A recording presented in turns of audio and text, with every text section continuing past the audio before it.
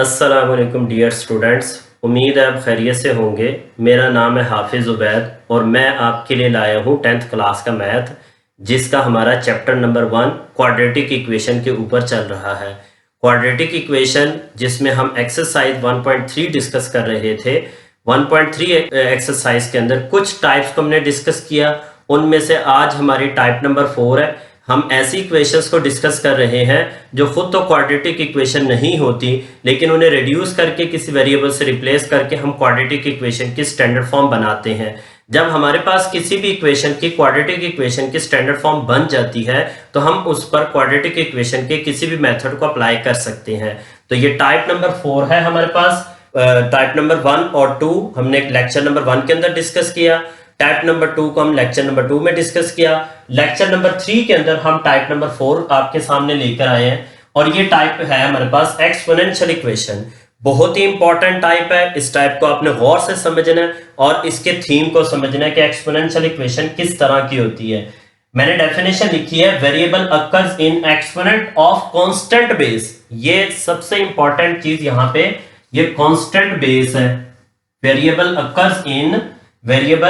occurs in exponent of constant base, then given equation is called exponential equation।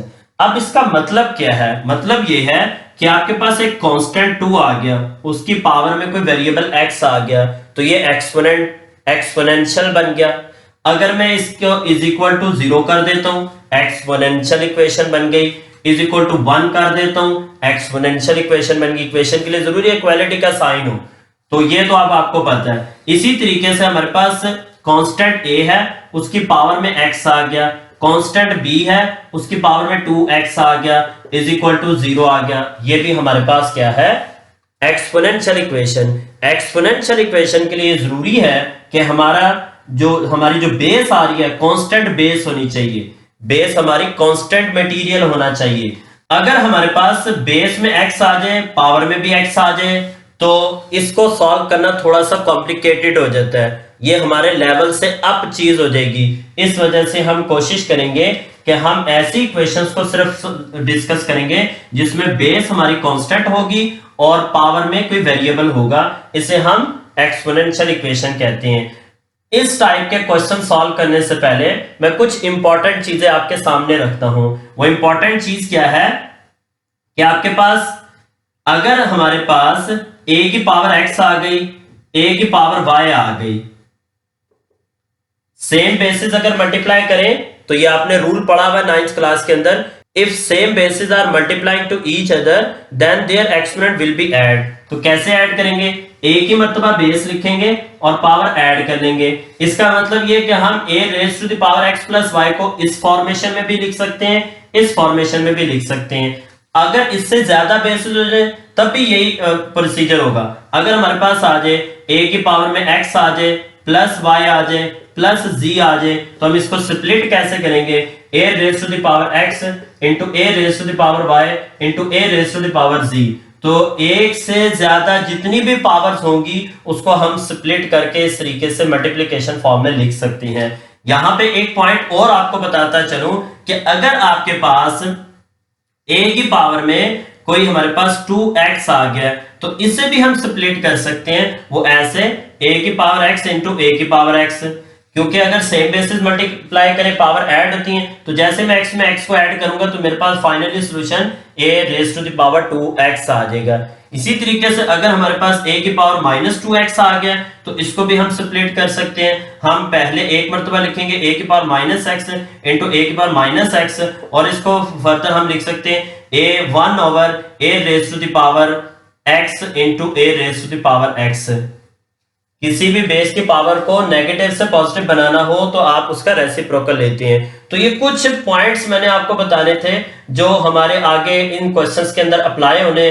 उन questions के ऊपर apply करने से पहले मैंने आपको ये थोड़ा सा थीम बता दिया। ये लॉज ऑफ एक्सपोनेंट्स हैं, ये आप लोगों ने पढ़े हुए। इनमें से जिन लॉज की जरूरत थी मैंने सिर्फ उन्हीं को डिस्कस किया। वैसे एक्सपोनेंट लॉ बहुत सारे हैं, प्रॉपर्टीज बहुत सारी हैं, तो इन प्रॉपर्टीज को, सारी की सारी प्रॉपर्टीज को मैं आपके सामने डिस्कस नहीं कर रहा। जिन प्रॉपर्टीज की जरूरत थी सिर्फ उन्हीं प्रॉपर्टीज को मैं आपके सामने डिस्कस कर रहा हूं। अब आते हैं जरा अपने क्वेश्चंस की तरफ। कि इस टाइप के क्वेश्चन कैसे नजर आते हैं और उनको सॉल्व कैसे किया जाता है, उनको क्वाड्रेटिक इक्वेशन के स्टैंडर्ड फॉर्म में कैसे चेंज किया जाता है। इस टाइप से रेलिवेंट हमारे पास ये 3 क्वेश्चंस हैं। अब मैं आपके सामने इन तीनों क्वेश्चंस को standard form of quadratic equation में चेंज करूंगा और किसी एक क्वेश्चन को मैं एंड तक सॉल्व करके आपको सारा प्रोसीजर बताऊंगा कि हम किसी भी एक्सपोनेंशियल इक्वेशन को किस तरीके से सॉल्व करते हैं। तो देखिए, सबसे पहला टारगेट, इन तमाम इक्वेशंस को हमने क्वाड्रेटिक इक्वेशन के स्टैंडर्ड फॉर्म में चेंज करना है। कैसे चेंज करेंगे? 4 into 2 raise to the power 2x into 2 raise to the power 1। ये मैंने आपको लास्ट टाइम प्रॉपर्टी बताई। प्रॉपर्टी क्या थी कि if same bases are multiplying to each other then their exponent will be add. वो जो एक्सपोनेंट ऐड हो रहे थे उनको एक ही बेस के साथ हम स्प्लिट भी कर सकते हैं, तो मैंने ये स्प्लिट कर दिया। इसके बाद हमारे पास -9 into 2 raise to power x plus 1 which is equal to 0 आ गया। अब यहां से देखें ये 4 है, 2 रेज़ टू पावर 1 2 के इक्वल होता है, 4 और 2 मल्टीप्लाई करेंगे, आपस में मल्टीप्लाई हो सकते हैं। 8 into 2 raise to power x, इसको मैं होल स्क्वायर में लिख देता हूं, -9 into 2 raise to power x plus 1 which is equal to 0 आ गया। अब आपको समझ आ गई होगी कि मैंने 2 रेज़ पावर x को क्यों ब्रैकेट में क्लोज किया। अगर मैं 2 रेज़ पावर x को y से सपोज कर लूं, y के इक्वल लेट कर लूं, तो मेरे पास ये आ जाएगा 8 into y square minus 9y plus 1 which is equal to 0। तो ये हमारे पास standard form of quadratic equation बन चुकी है इन टर्म ऑफ y। अब देखिए यहां पे आ जाए, कैसे क्वाड्रेटिक इक्वेशन के स्टैंडर्ड फॉर्म में चेंज करेंगे?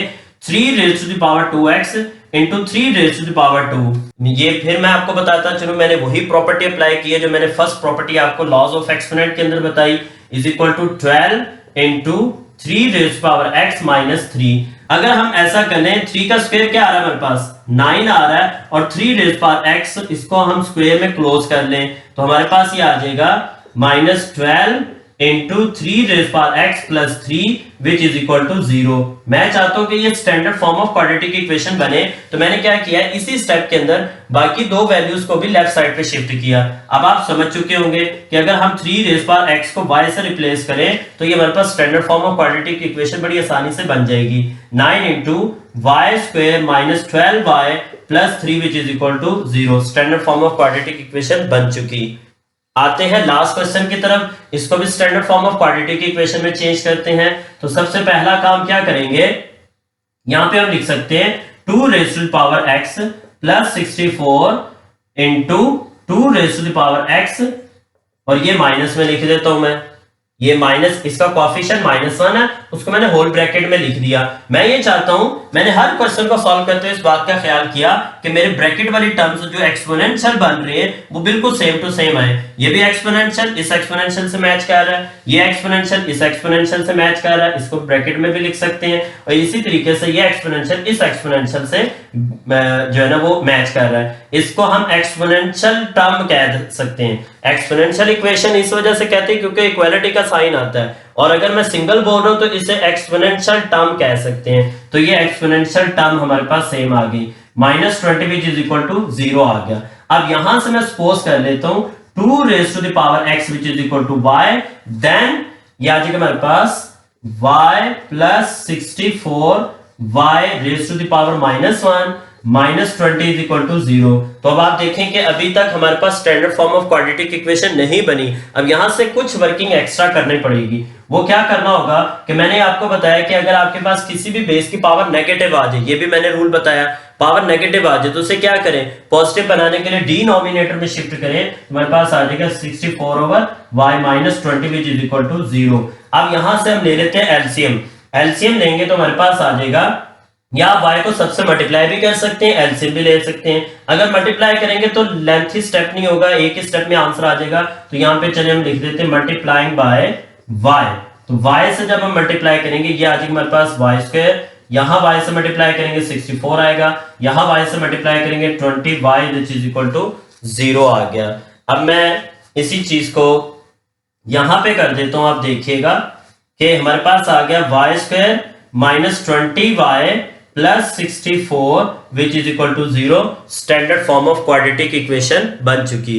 तो इन तीनों क्वेश्चंस को मैंने बड़ी आसानी से आपके सामने standard form of quadratic equation बना दी है। अब इनमें से किसी एक पार्ट को हम एंड तक सॉल्व कर लेते हैं और जिस तरीके से मैं वो पार्ट सॉल्व करूंगा उसी तरीके से आपके रिमेनिंग पार्ट होंगे। मैं इस तरह करूं, मैं इस पार्ट को सॉल्व करूं एंड तक, फिर अगर किसी किस्म की कोई बाकी दो पार्ट में कंफ्यूजन होगी तो आप मुझे कमेंट्स में पूछ सकते हैं।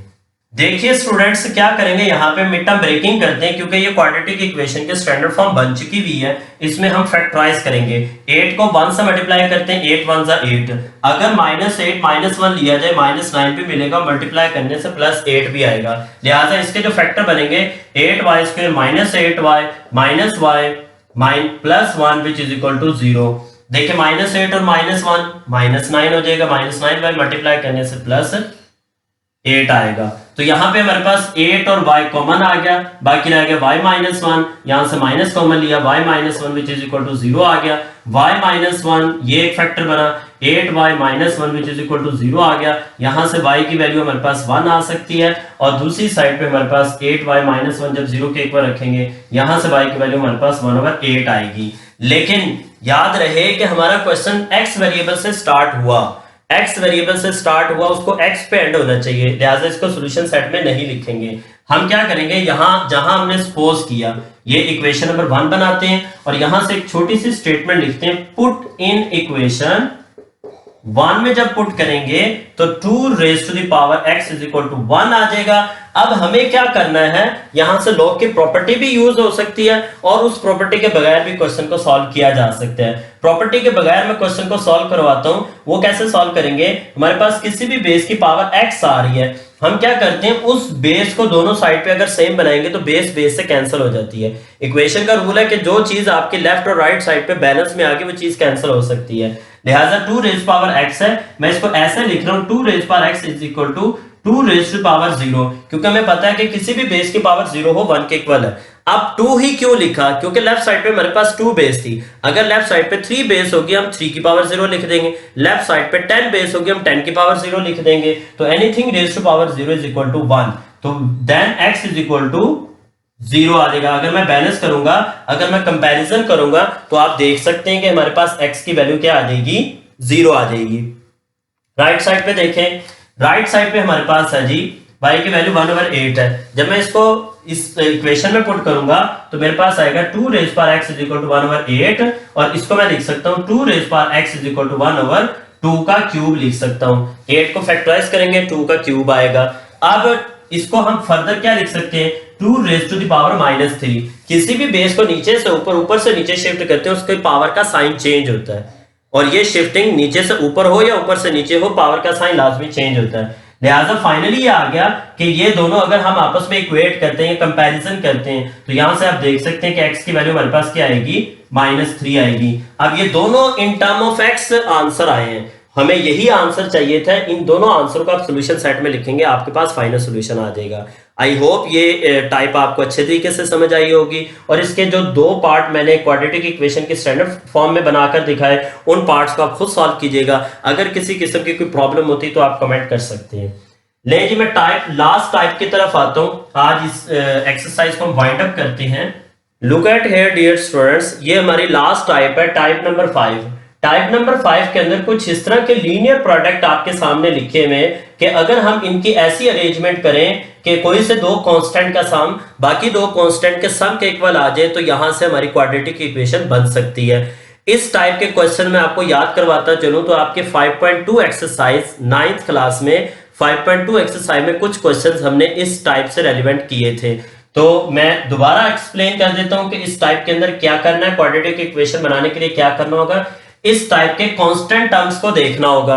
अब इस टाइप के कांस्टेंट टर्म को खुद ही देखकर हमने अरेंज करना है। उस अरेंजमेंट से पहले हमें यह सोचना है, हमें यह देखना है कि ऐसे कौन से 2 कांस्टेंट हैं जिनको हम ऐड करके बाकी 2 कांस्टेंट के सम के इक्वल बना सकते हैं। सम टाइम ये होता है कि a और b का सम आपका c और d के सम के इक्वल आता है। सम टाइम ऐसा होगा कि a और c का सम आपका बाकी b और d के सम के इक्वल आएगा और पॉसिबिलिटी है कि a और d का सम आपका बी और सी के सम के इक्वल आए। तो ये हमें कांस्टेंट देखने पड़ते हैं कि ऐसे कौन से दो कांस्टेंट ऐसे हैं जिनका सम बाकी दो कांस्टेंट के सम के इक्वल हो। इस तरह की पेयरिंग से दो दो फैक्टर बनाएंगे, लीनियर फैक्टर बनाएंगे, तो आपके पास क्वाड्रेटिक इक्वेशन फाइनली बन जाएगी। तो इस टाइप को हम क्वेश्चन में अप्लाई करके देखते हैं कि हम किस तरीके से इस तरह के 4 लीनियर फैक्टर या 3 लीनियर फैक्टर से क्वाड्रेटिक इक्वेशन की स्टैंडर्ड फॉर्म बनाते हैं। इस टाइप के भी हमारे पास सिर्फ 2 ही क्वेश्चन है। Look at here dear students, मैंने आपके सामने टाइप नंबर 5 से रेलिवेंट 2 क्वेश्चंस लिखे हैं। आपके इस एक्सरसाइज के अंदर 2 ही क्वेश्चन है और आई थिंक 1 या 2 इसकी एग्जांपल्स होंगी। आपने एग्जांपल को खुद परफॉर्म करना है और अगर वो एग्जांपल आपको समझ में नहीं आती मैं आपको एग्जांपल भी सॉल्व करवा दूंगा। तो ये क्वेश्चन नंबर 15, क्वेश्चन नंबर 16। आपने बेटा क्या करना है, ऐसे 2 लीनियर फैक्टर का प्रोडक्ट बनाना है जिनमें कोई से 2 कांस्टेंट का सम बाकी 2 कांस्टेंट के सम के इक्वल आ जाए। यहां पे भी यही पॉलिसी होगी, यहां पे भी यही पॉलिसी होगी। इन दोनों को मैं standard form of quadratic equation में चेंज करता हूं और फिर इनमें से किसी एक को एंड तक सॉल्व करके आपको पूरा सोल्यूशन दिखा दूंगा। हम क्या करेंगे कि x+1 का हम फैक्टर बनाते हैं। अगर मैं इसका पेयर बनाता हूं इसके साथ, जरा गौर कीजिएगा क्यों बना रहा हूं, इस पर भी गौर कीजिएगा। मेरे पास कांस्टेंट टर्म 1 है, यहां पे कांस्टेंट टर्म -5 है। अगर मैं इनका पेयर बनाता हूं और बाकी 2 कांस्टेंट का पेयर बनाता हूं तो मेरे पास यहां पे आंसर भी -4 आ रहा है, यहां पे आंसर भी -4 आ रहा है। तो मैंने कहा था कि कोई से 2 कांस्टेंट का पेयर ऐसे बनाना है कि वो बाकी 2 कांस्टेंट के सम के इक्वल हो। तो ये हमारे पास इसका मतलब ये कि हमारे जो फैक्टर्स बनेंगे x+1 का पेयर बनेगा x-5 के साथ। इस पेयर को मैं स्क्वायर ब्रैकेट में लिख देता हूं। इसी तरीके से बाकी जो 2 फैक्टर बचे हैं x+3 इंटू x-7, ये दोनों एक ही पेयर में लिखे जाएंगे 192। अब इनका प्रोडक्ट मैंने आपको एक शॉर्टकट मेथड से बताया। अगर मैं उस मेथड को अप्लाई करूं तो एक स्टेप में मेरे पास क्वाड्रेटिक इक्वेशन बन जाएगी x² - 4x - 5 बन गई क्वाड्रेटिक इक्वेशन। यहां से देखें तो x² - 4x - 21। जिन बच्चों को नहीं पता, जिन्होंने मेरे पिछले लेक्चर नहीं सुने, उनको मैं बता दूं कि यहाँ पे मैंने एक फार्मूला अप्लाई किया, वो ट्रिक आपको भी बता देता हूँ। x को x से मल्टीप्लाई किया, x² आ गया। अब 2 कांस्टेंट का सम या डिफरेंस आप ले लें, 5 में से 1 सब्ट्रैक्ट करेंगे -4x आएगा और इन्हीं दोनों को मल्टीप्लाई करेंगे। ये हमारे पास सम ऑफ कांस्टेंट टर्म होता है, ये हमारे पास प्रोडक्ट ऑफ कांस्टेंट टर्म होता है। इसी तरीके से x को x से मल्टीप्लाई किया, x² आ गया। 7 में से 3 को सब्ट्रैक्ट करेंगे, -4x आएगा, बड़ी वैल्यू के साथ माइनस का साइन है, इस वजह से -4x आएगा। इन्हीं दोनों को मल्टीप्लाई करने से -21 आएगा। तो इस तरीके से एक स्टेप में आपके पास क्वाड्रेटिक इक्वेशन, क्वाड्रेटिक फैक्टर बन जाएंगे। अब यहां से अगर आप गौर करें, जिस मकसद के लिए हमने पेयरिंग की थी वो वेरिएबल वाली टर्म्स को सेम बनाना था। अब यहां पे वेरिएबल वाली टर्म्स सेम बन चुकी। अब हम क्या करेंगे, x² - 4x को y से अगर रिप्लेस किया जाए तो हमारे पास ये बनेगा y-5 into y-21 is equal to 192। तो ये आपके पास दोबारा 2 लीनियर फैक्टर बन गए। ये क्वाड्रेटिक थे, अगर इन्हें मल्टीप्लाई किया जाता है ये बाई क्वाड्रेटिक बनेगा, वो क्वेश्चन कॉम्प्लिकेटेड हो जाएगा। तो इस तरीके से हमने क्या किया, उन क्वाड्रेटिक को लीनियर में कन्वर्ट किया और 2 लीनियर का प्रोडक्ट एक क्वाड्रेटिक होता है। इनको मल्टीप्लाई करते ही आ जाएगा y², इन दोनों को ऐड करने से -26y आएगा। इन्हीं दोनों को मल्टीप्लाई करने से 5 1 5 5 2 10, तो हमारे पास आ जाएगा -105 आ जाएगा। और 192 को मैं लेफ्ट साइड पे शिफ्ट कर देता हूं क्योंकि अब मुझे इसकी जरूरत पड़ गई है। ये 192 भी कांस्टेंट है, 105 भी कांस्टेंट है, इन दोनों की सब्ट्रैक्शन करेंगे तो हमारे पास फाइनली आ जाएगा y² - 26y और ये आ जाएगा हमारे पास -87 आ जाएगा। नेक्स्ट में देखें हमारे पास आ जाएगा y²। अब इसकी मिड टर्म ब्रेकिंग करनी है, वो फैक्टर हम बाद में बना लेंगे, पहले दोनों इक्वेशंस को हम क्वाड्रेटिक इक्वेशन में चेंज कर देते हैं इन टर्म ऑफ y। यहां पे देखें हमने क्या करना है, पेयरिंग कैसे करनी है कि कोई से 2 कांस्टेंट का सम बाकी 2 के इक्वल आए। तो देखें फर्स्ट और सेकंड का पेयर ही -3 बन रहा है, -1 -2, उधर से -8 +5, इन दोनों के ऐड करने से -3, उन दोनों के सब्ट्रैक्ट करने से -3। तो ये हमारे एक परफेक्ट अरेंजमेंट है। इस अरेंजमेंट से हम क्वाड्रेटिक इक्वेशन बना सकते हैं, standard form of quadratic equation. तो क्या करेंगे, ये पेयर तो ऑलरेडी इकट्ठे ही लिखे हुए, हम ऐसा करते हैं x-1 x-2 को कुछ इस तरीके से लिख देते हैं स्क्वायर ब्रैकेट में। इसी तरीके से x-8 का हम पेयर बना देते हैं x+5 के साथ। तो ये हमारा स्क्वायर ब्रैकेट में आ गया और 360 हमारे पास ये आ गया इज इक्वल टू 0। अब इन दोनों को मल्टीप्लाई करेंगे x² - 3x + 2। अब आपको मैंने पहले एक्सप्लेन कर दिया था तो आप देख लीजिएगा, x² - 3x, इनको मल्टीप्लाई करेंगे -40 और प्लस 360 इज इक्वल टू 0 आ गया।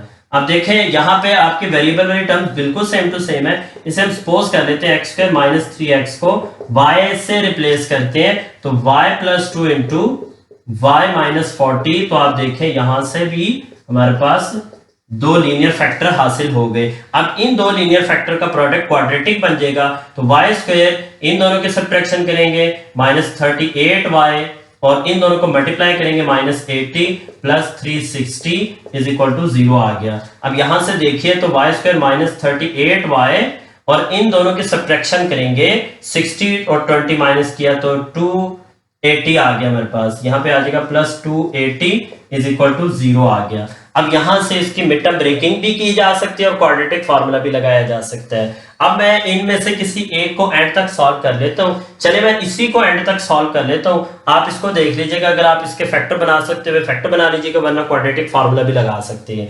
इसको मैं एंड तक आपके सामने सॉल्व कर देता हूं। हमारे पास क्वेश्चन है y स्क्वायर माइनस 38 को मैं कुछ इस तरीके से लिख रहा हूं 28y माइनस 10y। बहुत ही इजी फैक्टर थे। 280 इज इक्वल टू 0। देखें 28 को 10 से मल्टीप्लाई करने से 280 आएगा और इन्हीं दोनों को ऐड करने से माइनस 28 माइनस 10 ऐड करने से माइनस 38 आता है। तो ऐड करने से माइनस 38 और मल्टीप्लाई करने से 280 आ रहा है। तो ये हमारे पास फैक्टर बन चुके हैं। फर्स्ट रो में से y कॉमन लेंगे, y माइनस 28 आएगा। सेकंड रो में से हम 10 कॉमन लेंगे, y माइनस 28 आएगा इज इक्वल टू 0 आ गया। y माइनस 28 कॉमन आ गया, बाकी रहेगा y minus 10 is equal to 0 आ गया। यहाँ से y minus 28 is equal to 0 आ गया, y minus 10 is equal to 0 आ गया। यहाँ से y की वैल्यू 28 आ गई और यहाँ से y की वैल्यू हमारे पास 10 आ गई। इसको हम पुट इन इक्वेशन 1 में जब पुट करेंगे, इसको इक्वेशन नंबर 1 कहते हैं।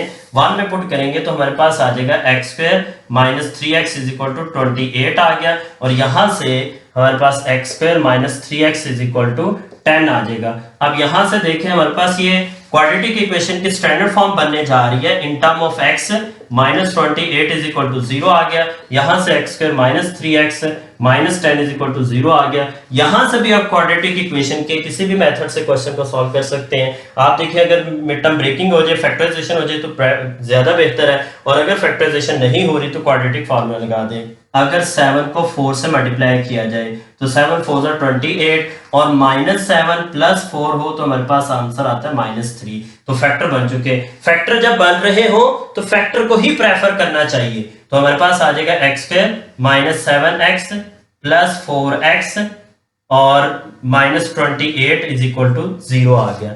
बाकी सोल्यूशन इसका मैं आगे नेक्स्ट पे लिख देता हूं। यहां से भी देखें कि अगर फैक्टर बन सकते हैं तो फैक्टर को ही प्रेफर किया जाए। तो माइनस 10 आ रहा है तो ऐसे कौन से दो नंबर से जिनको मल्टीप्लाई करने से माइनस 10 आएगा। माइनस 5 और प्लस 2 अगर इन दोनों को मल्टीप्लाई किया जाए माइनस 10 आएगा, लेकिन सब्ट्रैक्ट किया जाए माइनस 3 आएगा। हमें दरमियान में माइनस 3 चाहिए, लिहाजा इसके फैक्टर में x स्क्वायर माइनस 5x बड़ा नंबर पहले लिखा करें, छोटा नंबर बाद में लिखा करें। 2x minus 10 is equal to 0। इसका बाकी सोल्यूशन हम नेक्स्ट पे लिख लेते हैं। यहाँ पे मैं लिख देता हूँ, आप इनके फैक्टर्स देख लें मैंने किस तरीके से बनाए हैं। लेफ्ट साइड से अगर हम x फर्स्ट टू टर्म में से x कॉमन लें तो हमारे पास x माइनस 7 आएगा और सेकंड टू में से अगर 4 कॉमन लिया जाए तो हमारे पास x माइनस 7 आएगा। x माइनस 7 कॉमन आ गया और बाकी फैक्टर हमारे पास x plus 4 is equal to 0 is equal to 0 आ गया। तो यहां से x minus 7 is equal to 0 आ गया और x plus 4 is equal to 0 आ गया। यहां से x की वैल्यू एक 7 आ जाएगी, कॉमन लगा के मैं लिख देता हूं, एक x की वैल्यू माइनस 4 आ जाएगी। एक सोल्यूशन हमारा 7 के साथ आ गया, एक सोल्यूशन माइनस 4 के साथ। यहां से भी हम लेफ्ट से फर्स्ट टू टर्म में से x अगर कॉमन लेते हैं हमारे पास x माइनस 5 बचेगा और अगर हम प्लस 2 कॉमन लेते हैं तो x माइनस 5 बचेगा, x माइनस 5। तो ये देखें हमारे पास x माइनस 5 कॉमन आ गया, बाकी रह गया x प्लस 2, ये भी इज इक्वल टू 0, ये भी इज इक्वल टू 0 आ गया। यहां से x की वैल्यू एक 5 आ जाएगी और एक x की वैल्यू माइनस 2 आ जाएगी। लिहाजा सोल्यूशन सेट में ये चारों आंसर आप लिख दें, माइनस 4 माइनस 2 5 और 7, ये हमारे रिक्वायर्ड सोल्यूशन सेट के आंसर थे।